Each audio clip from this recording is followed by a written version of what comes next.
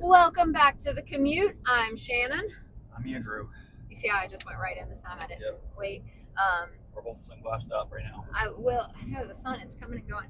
I know you don't listen to the podcast, so maybe you need to start because you speak too softly still. And I don't think that it's because I'm loud, but maybe that's why people say I yell at them all the time. Maybe I just naturally have a projection to my voice. Probably the fist motion, like punching someone, doesn't help either. I think you definitely just have a natural higher octave than me. Huh. I guess I need to speak on this like I'm talking on the phone. I've heard you speak on the phone. Yeah, it's not any better. Oh, really? Jamie used to tell me that I yell on the phone. What? She used to tell me. Really? I'm loud on the phone, yeah. I holler at people. Well, and maybe you do like when you're talking like in the office to someone because there's maybe background noise, so you're trying to but when you're in the car and I've been with you when you've answered a call, it doesn't. No, and I almost feel like you're speaking too softly, but obviously they can hear you, so then not. But let's talk about your awkward getting off the phone. It's bad. I just had another one yesterday where I was like, oh, I get what Shannon's saying. That was a bad one. Like, because it's like that. There's like just like this 5 seconds of, all right, see ya. No, but it needs to be more like, all right, see ya, bye. It's like, okay, yeah, I'm gonna get that over to you, and then the other person on the other line will say, okay, thanks, and then you are like, all right, I'll see ya. Bye. It is not that bad. It is torturous. It is torturous. Shannon's just used to being like, all right. You don't even hear mine, but I've said it. Like the A and all right, and it just click. So, I mean, I don't know what I'm really getting judged against here. It's so polar opposite. For me, the conversation's over, it's over. Oh, and then what about when you start a conversation? When people call me, we have some really sweet agents that they'll call and they have a question. I'm assuming they have a question or otherwise they shouldn't call me. But they start out with, hey, how are you doing? Good, what you need? Yeah. Like, that's like my immediate response. I don't even say like, how are you doing? Like nothing. I'm like, if it is like relational and you want to like just chit chat, like you need to let me know up front, because if you're calling, I immediately think you need something. It's a question. Yeah. I think like even for me, it's no matter when I call, it's going to, hey, what's up? Like, what do you need? It's not, like the what's up isn't like, how are you doing? The what's up is like, what's going on? Why are you calling me? So you say what's up? No, you're saying you say what's up to me. Oh, hey, yeah. What's up? Yep. No, all I usually do, if I get a hey, how are you? I'm like, good, how are yourself? Good. I'm like, what's up? That's usually how. Yeah. Because that's usually like kind of like the exchange I have with them. So like, at least you're asking. We have an agent that texted me Saturday at 8 p.m. Hey, I have a question. Can you call me? I don't want to take like 5 minutes. So I call. And it was 30. It was only like 15. But I was like, hey, how you doing tonight? I'm like, good. What's up? Because even in that exchange, we had a conversation, like we texted. We already know that there's something that we need to get to. So like we don't need that like first exchange of pleasantry. Yeah, I don't need them at all. Like if you're calling to ask me a question, you can simply go straight into, hey, I have this client and I'm wondering da da da da da. Yeah. You don't even need to ask me how I'm doing. And then we have some really sweet agents and they'll call really just to chit chat. Yeah. But I don't know that they're just calling to chit chat. And so like Connie will call me and she'll say, good morning, darling, how are you? And I'm like, I'm good, what's going on? What you need? And she's like, nothing. I just wanted to hear your lovely voice. And I was like, oh, I would never want to hear my voice. But okay. So then it like catches me off guard. And I'm like, oh, so we're going to like do this. We're going to talk. I'm so awkward. So awkward. We're just going to talk and be friends? What's that like? I am the most awkward person ever. So there's that. It's been a common complaint lately. So today's podcast is just going to be a little bit about our week, the business, and like all the stuff that goes into it that people see and don't see. I think that's what we decided. This is what we decided. This guy is kind of overhanging here. So it's a wide loop. So I don't even know where to start. It's been a long week, and I'm not drinking right now. So it's positive, right? Not until tomorrow. No. Like what I would really love for God to do is like the weeks that I say, God, I'm not going to drink this week. If He could just make my weeks easier, so I don't go home and be like, I really want to drink. Yeah. But no, it's been fine. I'm good. It's officially good. So it's all good. So let's see. I don't know. Communication has been apparently an issue. That's something I'm working on this week. He's drunk or texting, but he is literally in the other lane. And why is he? Yeah, he put his blinker on to get back over at least. So the heck? That was strange of him. That was something. You need to set your phone up. Yeah, because this is bad podcasting to talk about something that people can't see. I know. I'm like, oh, I need them to see. Unless you could see in the reflection of our glasses, which could be, but nope. This guy's swaying. Anyways, okay, so we were just talking about this too a little bit ago. I don't have time, and I don't make time to sit down and like think before I speak. I just have conversations, and then once it's left my mouth, I'm done, and I assume that everybody is on the same page. And they're never on the same page. So then what I've learned is I have to put everything in writing. So that's what I've started this week, and I've now done it 3 times. So maybe in a month I'll get to see how it worked for me. Yeah. But so that was one thing that basically Andrew pointed out that I needed to do. Because I really don't remember. Yeah. Well, and But there is conversations that have been had, and even after, that would have proved that I'm right. But since I don't have anything in writing, I can't prove I'm right.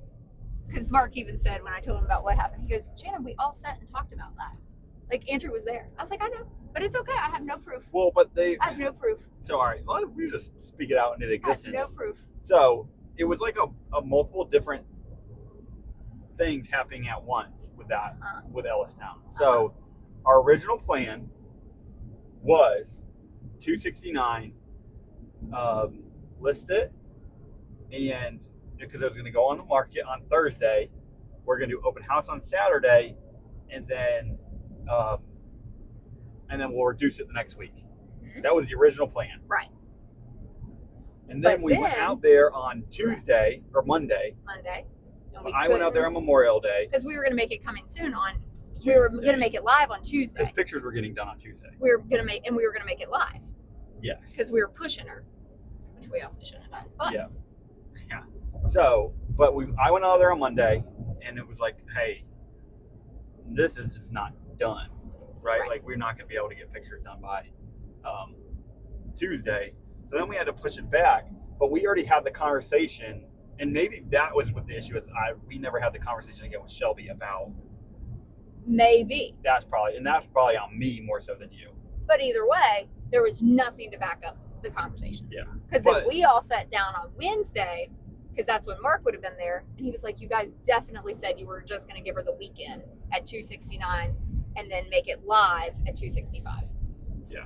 So yes, but still, I have to take the blame. For some reason, I take the blame, and that's fine. Listen, I'll take it. Listen, but the real matter of the story is, I'll take 100% of the blame. We got an offer for $275. We did 5,000 closing. So really, an offer at $270. Right. So. And we have a bunch of more offers or showings, which will lead to more offers. Yep. So what we probably should have done is even at 265 or 269. Held out until the weekend. Through the weekend, reviewed all offers on Monday, and even at 265, I believe we would have been much higher. I think we could have even gotten higher than 275. Offers, we still have to appraise. Yeah. But you're still right, and as we hashed out and talked, it's got to be in writing. Yeah. Especially when you're dealing with money, contract. We would never do that with a client. Right. So why would we do it with ourselves? Yeah, and we should have went, and I think probably what happened was listing was already in, and so even then by the time we had the conversation again, well, it was like, well, it's too late to change it now. Right. Yes. And so, like, I think because once it's in on that coming soon price, yeah. You can't do anything. So I will take it as lesson learned. But now we're doing stuff in writing, and I think it's going to be great. I think it's going to work. It's going to be so great. I think it's going to work. Be extra work and it's going to be consuming at all. It's going to be wise. It didn't take me long after my last meeting. So then I had a meeting. Well, I had 2 meetings yesterday, but I had one meeting that this person came to me and they were talking about basically possibly leaving the team, blah blah blah. Okay. And then I started asking questions as to why, like what's going on. And so what they were trying to do is basically put the blame on me. And it was probably the first time that I was like, you know what? I'm not going to be a pushover.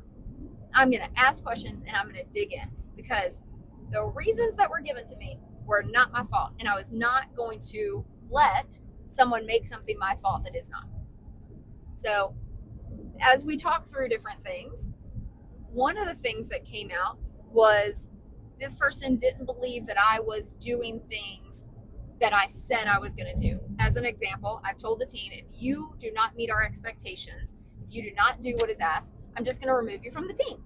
And this person felt like I wasn't doing that. Well, one, I did. We released a bunch of people just like 2 weeks ago. So I did do what I said. But then also there's individuals, like for me, maybe he's right in the sense of, for me, things are not black and white. Because if I say you have to be here Tuesdays and Thursdays and your husband is in the hospital, right, I'm going to not make you be here on Tuesdays and Thursdays, sure, because I think that is fair. Right. So, but in talking through it, what I realized is agents or people that work with me or for me, they don't have the knowledge that I have. So they're sitting there judging me on what they see, right, which is not fair. No, it's not, because they don't. At some point, they have to trust that you have more knowledge than them about a situation, and so you're making the best decision. Like at the end of the day, for our team and that person, right? You're going to make the best decision for you and the team, right? And that agent, right? Mm-hmm. For some agents, the best decision is kicking them off the team, right? Because it's a waste of money, it's a waste of time, waste of all that, waste of energy. Ooh. And then for some agents, it's not, because life happens, or like. And so, like, that's where it's just unfair if you would say to that agent, well, if your spouse was in the hospital, or your parent, or your child, like whatever, whoever, someone in your life, and you weren't here for 2 weeks because of that, right? Would you want me to kick you off the team? Right. Like, and is that ethical? Is that moral? Right. Is that even moral? Like, come on, like, yeah. I don't know. So I think I help that click in that agent's head. But what it did kind of enlighten me to is that probably more of my agents feel that way, and they just won't voice it. So I don't want to share everyone's baggage, but I mean, maybe it needs to be communicated. Hey, if you have a question about something or someone, or you feel like I'm not doing something, come and talk to me, because there may actually be a valid reason to what is going on that you just have no idea about. And show me a little grace. Good Lord. I show you all grace all the time. Too much. Yesterday, too much. So I've had so many conversations. What else was in that one that I told you about? Well, it was just more like, I think what stemmed from that for you when we were talking earlier, it's like, I'm done being a pushover. Oh, yeah, like, even like there is no more like, well, okay, I'll see it from your point of view, because like in not that you're not going to see it from their point of view, but your point of view is also just as important, right? And I think that's kind of the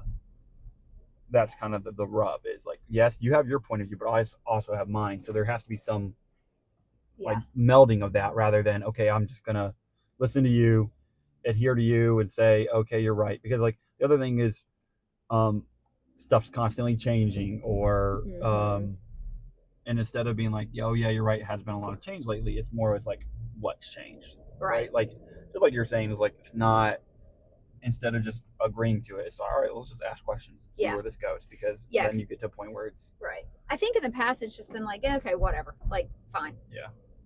And I still don't want these people around if they don't want to be around, but I do not want them to get to walk away from a meeting with me and feel like they were right. Yeah. Unless they are right. Yeah. Right? Like if someone came and said, hey, this person's going to offer me more money, I'm going to make more money, I'm going to get more opportunity, go.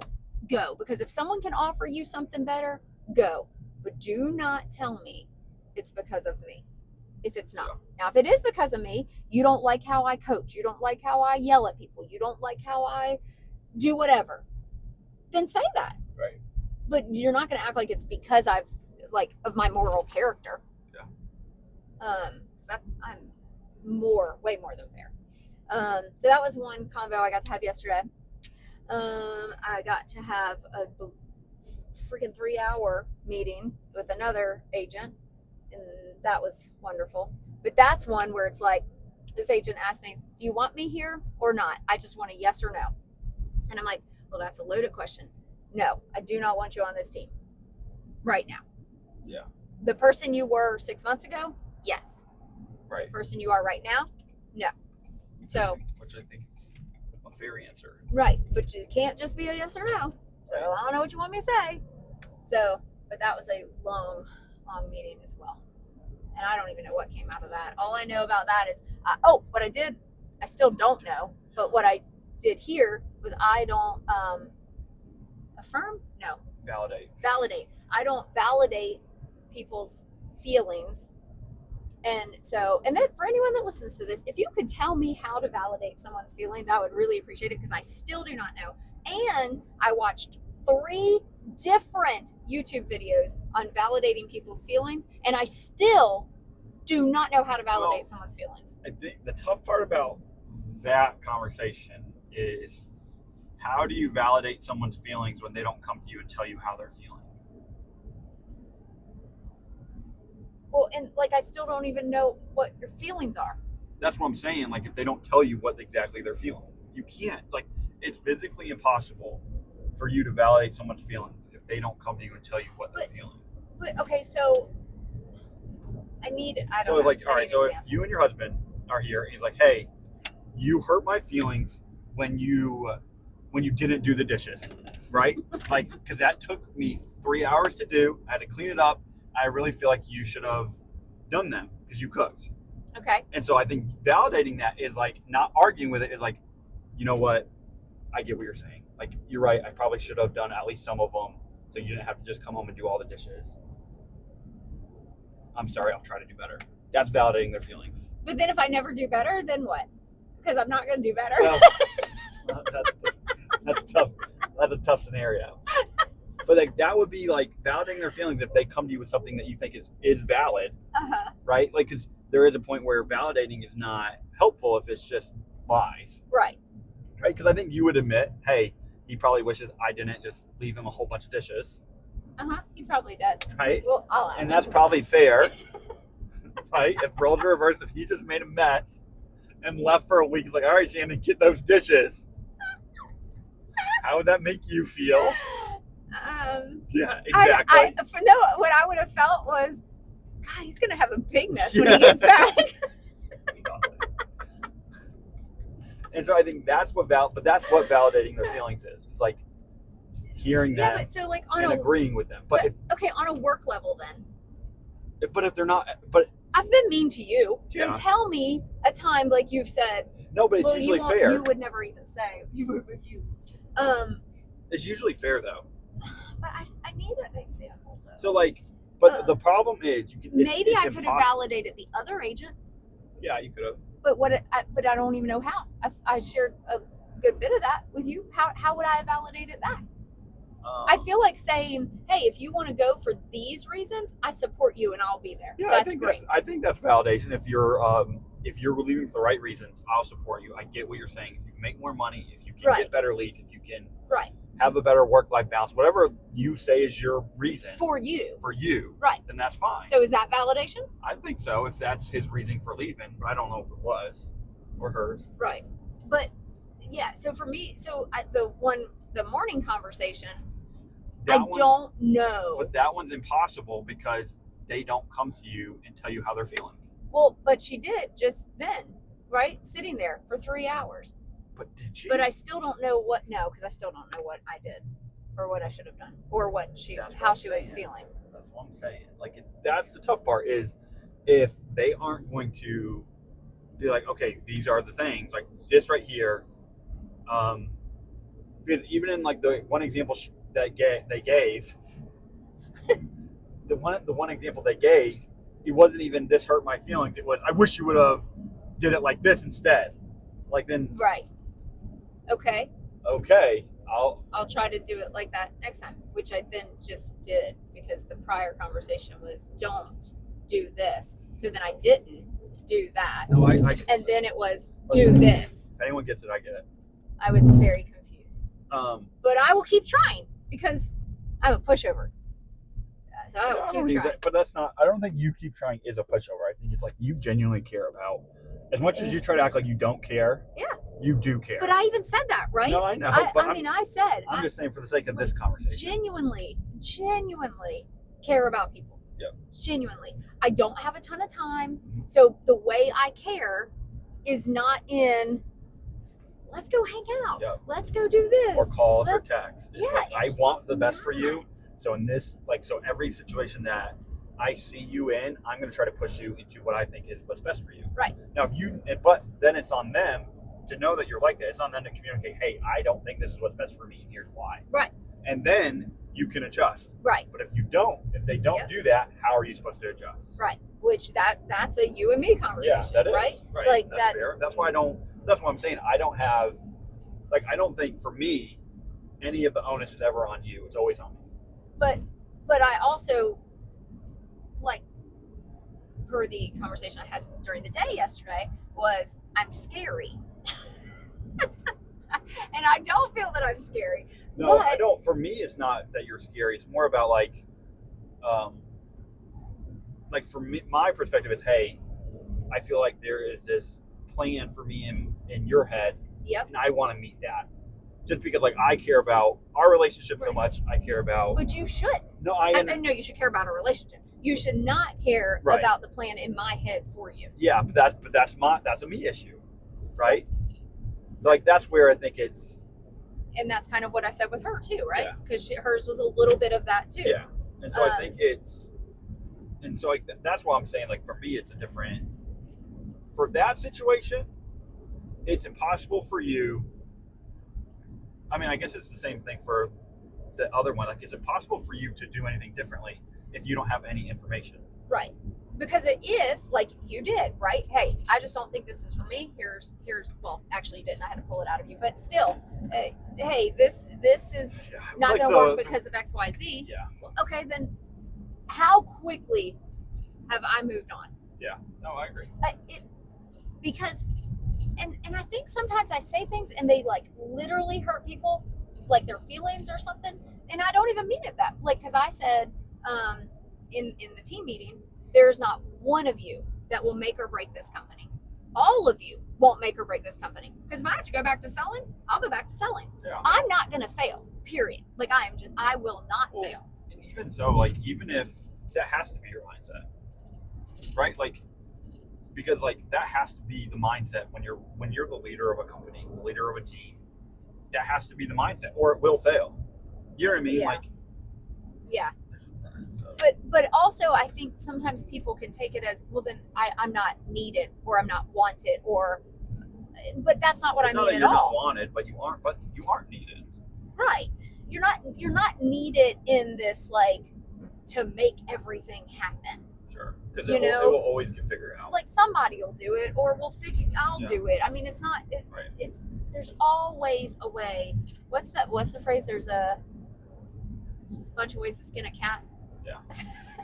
So, a million ways to skin a cat. So you can always say, okay, well, we were going in this direction. Yeah. Well, it's not working, so we just go in this other direction. Yeah.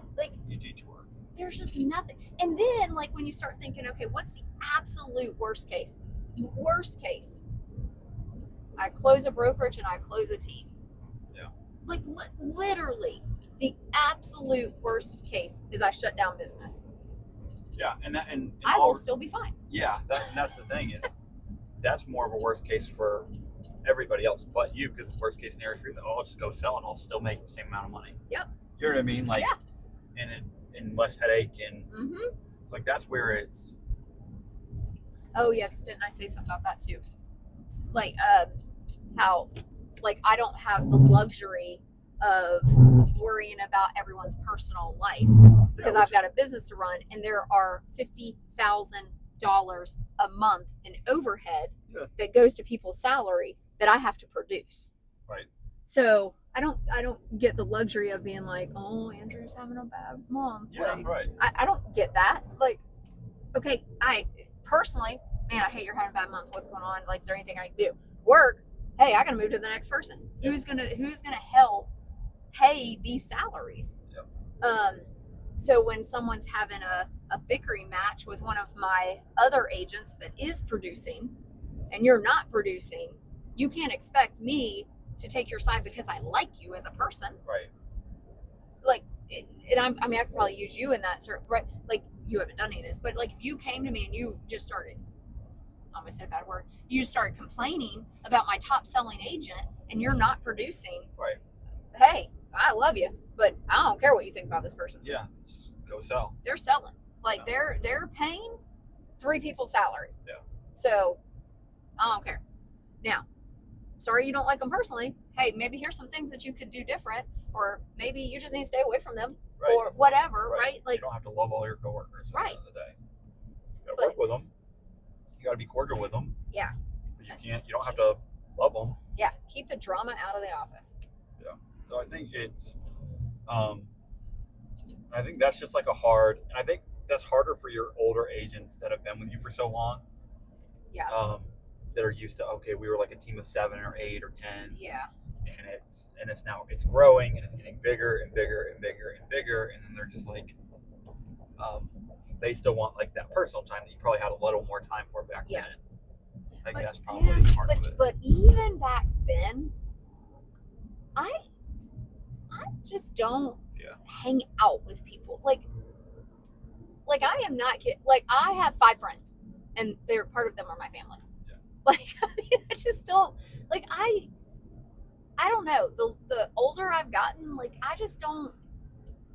I'm not a high eye, so I don't like get energy out of hanging out with people. I would much rather have just a few close people that I care about, that I would lay down my life for, than 25 friends. Yeah, I agree. And I have, like, I mean, I have a whole bunch of, like, quote unquote acquaintances, friends, whatever, but I don't feel like I need to invest into those.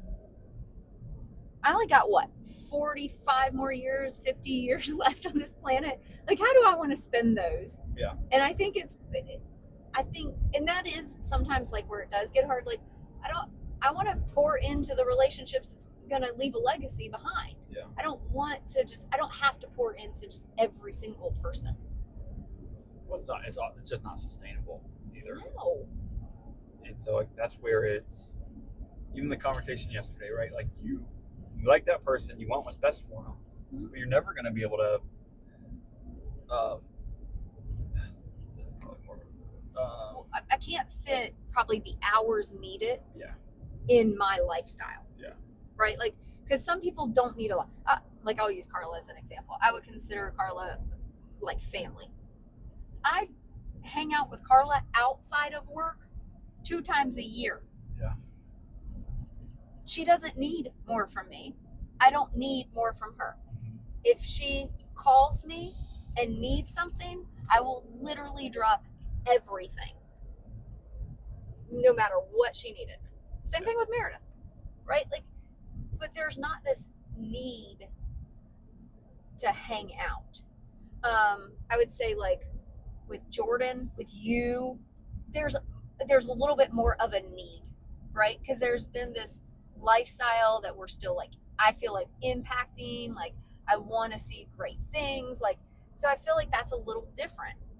But that's also like family. Yeah. It's like actual, like, I don't know, closer family. I don't know.